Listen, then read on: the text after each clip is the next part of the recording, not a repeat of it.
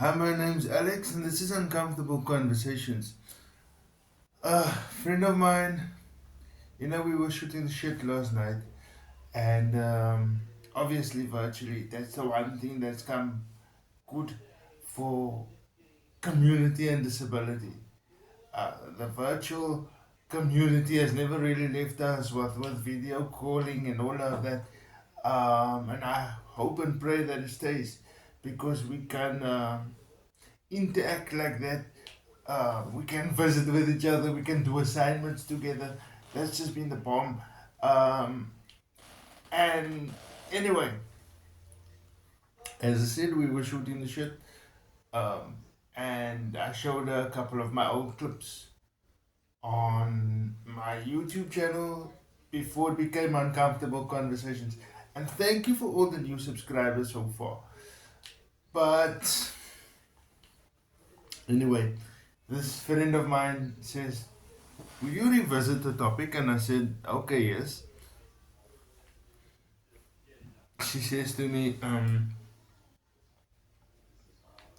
talk to me about mutual masturbation now because you're older, and what would you say now?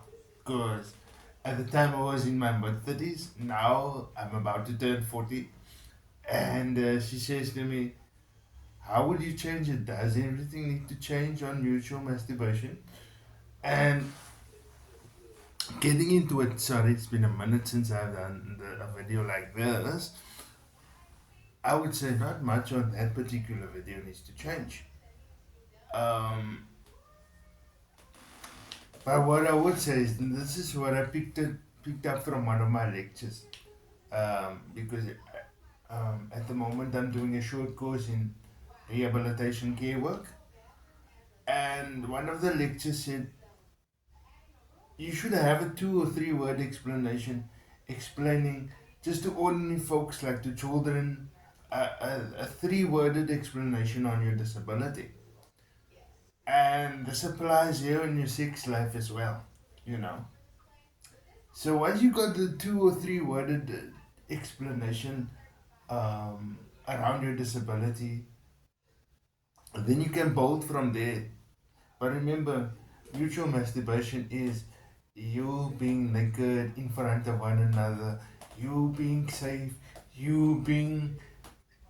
There's no modesty between you because you already got that safe bond. And it's brilliant if you have either a spoken bond or unspoken bond. But don't force to create a bond. If she goes to pee with the door open, that's just her feeling safe. If she, um, you know, let me, if she keeps the bath room door open while she's laying in the tub, that's just her feeling safe while you sitting and talking to her. If you know, like if she openly urinates in front of you, that's her feeling safe in front of you, and then from there you can build on that. You know, you can build on that, and then um, she can masturbate you, and you can sort of be around her. And once you figure out what's your 2 3 worded explanation in terms of your hand function, you can go for gold. You know, you can go for gold, but don't be ashamed if something goes wrong. Either one of you guys break wind, you're in an uncomfortable position, or so is she. But don't be ashamed of it. Which brings me to my next point. And I wanted this to be a separate video, but anyway, who knows when I'm gonna get the studio space again. Um, don't let anybody shame you or slut shame you, male or female, whatever your gender pronouns are. Don't let anybody make you feel ashamed if you've experienced. You can only experience something like that in life. Be that drinking, be that driving, be that sex, be that whatever. Because remember, for years society has kept us as a disabled community worldwide on the back foot. And so now that technology is caught up, semi-autonomous cars, some cars even driverless cars, particularly in San Francisco, um, we can get there. And now with cellular technologies allowing us to virtual conference, even You know, you're just two middle of the road families or two middle of the road friends. You're doing video calling together and you're working on a side hustle, but you're already almost in your late 30s or early 40s.